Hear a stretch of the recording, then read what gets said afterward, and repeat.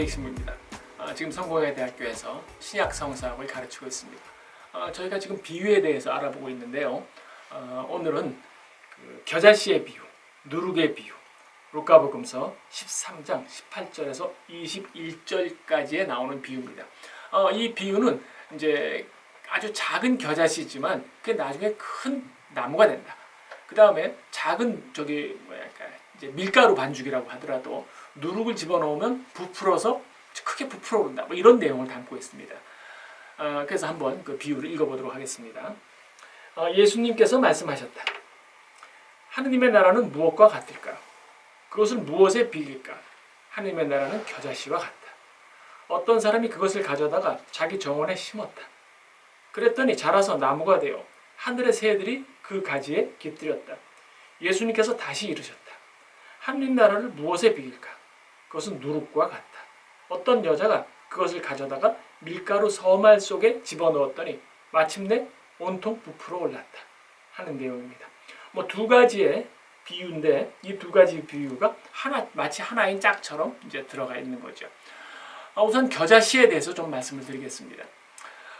여러분 중에서 이제 관심이 있는 분은 성서에 나오는 식물들, 도감 이런 걸 한번 보신 분은 아시겠지만 겨자씨는 정말 작습니다. 그래서 우리가 눈에 잘 띄지 않을 정도라고 해요. 그래서 겨자씨를 잘못 보관하면 그냥 날아가 버리고 그렇게 되는 거죠. 그래서 겨자씨는 항상 이렇게 조그만 비닐봉지 같은 데다가 이제 보관해 두는 게 이치라고 합니다. 그 겨자씨를 심어 놓으면은 나중에 겨자 나무가 된다고 성서에 나와 있지만 이스라엘에서는 그게 마치 나무처럼 뭐 큰 나무는 아니겠지만 나무처럼 굉장히 크게 자란다고 얘기를 해요. 아마 그 지형적이고 기후적인 영향이 있지 않을까 그런 생각이 듭니다. 그렇게 큰 자라면 뭐 높으면 한 2m까지도 된다고 얘기합니다. 그렇게 크게 자라고 나면은 거기에 이제 나중에 와서 새들이 깃들어진다라는 거죠. 이거를 들으면 금세 알 수 있습니다. 뭐냐? 예수님께서는 가장 작은 것 안에 엄청난 가능성이 숨어져 있는 것을 살펴봐라. 그러니까 하느님 나라는 비록 작지만 그 안에 엄청난 가능성이 있어서 나중에는 겨자에 나중에 새들이 깃들일 정도로 크게 자라게 된다라는 것을 보여주려고 하는 거죠. 또한 누룩의 비유도 비슷합니다.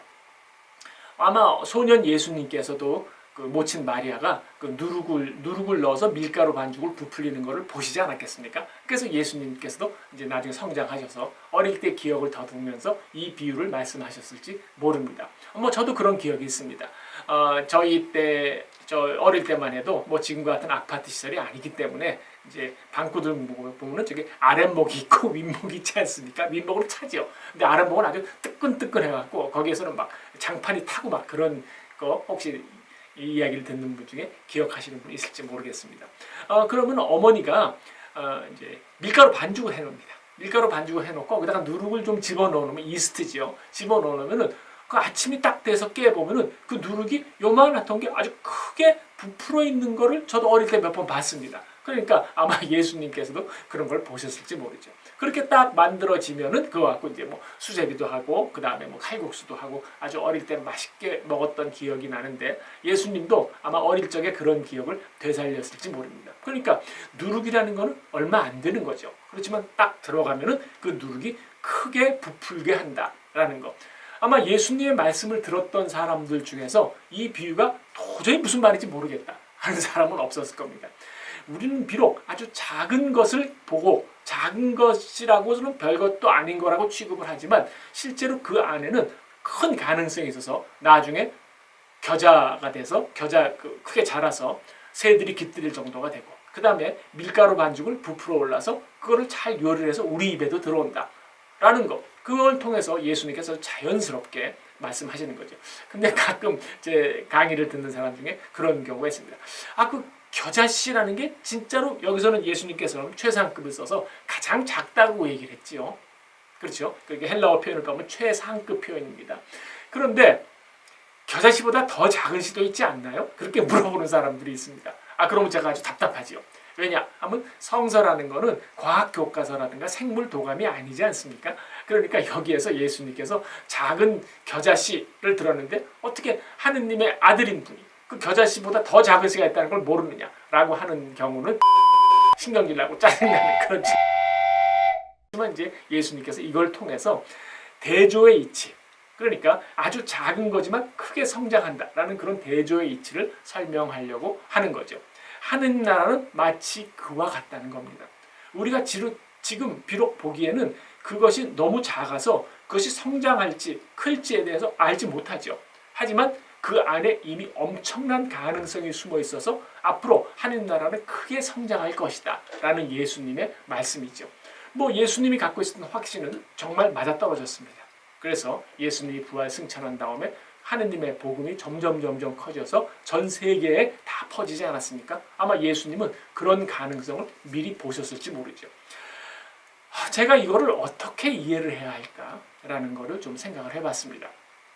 예수님은 아마 아이들한테서 그런 걸 보셨을 겁니다.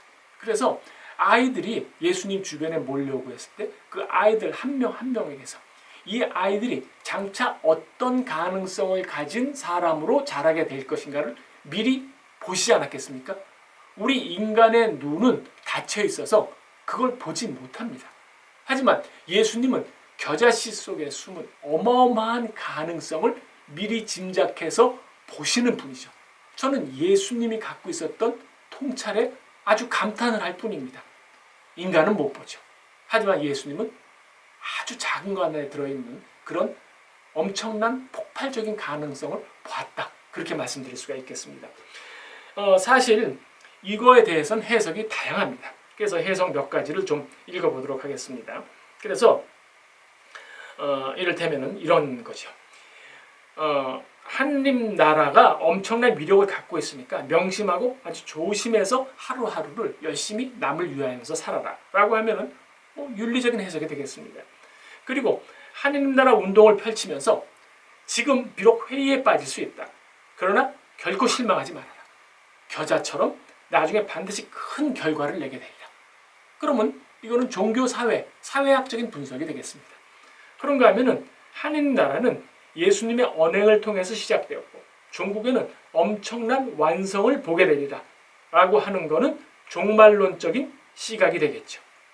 그러니까 이 비유에 숨어있는 뜻은 제가 비유의 뜻에서도 여러 가지 말씀드렸지만 첫 번째는 자연스럽다. 그거는 성장의 이치입니다. 모든 식물은 그런 식으로 자라니까. 다만 예수님께서 예를 아주 겨자씨 예를 아주 극적인 걸 드신 거죠. 그리고 또 하나는 대조의 이치입니다. 그것이 뜻이죠. 지금은 작게 보이지만 나중에 어마어마하게 커지리라 하는 하느님 나라에 대해서 보여주는 것, 이것이 그 뜻이 되겠습니다. 하지만 이거를 듣는 귀에 따라서 다양하게 해석할 수 있는 거죠. 윤리적인 해석이라든가 사회적인 해석이라든가 그런가 하면 종말론적인 해석 등 다양한 해석이 가능합니다. 하지만 저는 여기에서 놀라운 사실 하나 보는 거죠. 바로 하느님 나라가 갖고 있는 그런 엄청난 가능성을 우리는 비록 알아보지 못하죠. 그러나 예수님께서는 알아보고 그 안에 있는 폭발적인 가능성을 짐작해 내셨다라고 하는 거죠. 거기서 예수님의 직관력, 예수님의 통찰이 저는 아주 놀랍다는 거, 그런 걸 말씀드릴 수 있겠습니다. 그러니까 여러분도 복음을 전하면서 그리고 선교를 하면서 절대로 좌절하지 마십시오. 하느님 나라를 전할 때 비록 아무것도 아닌 것 같지만 그것이 나중에 큰 열매, 엄청난 수확을 거두게 되리라는 것을 알고 있어야 됩니다. 겨자씨의 비유와 누룩의 비유와 갖고 있는 강력한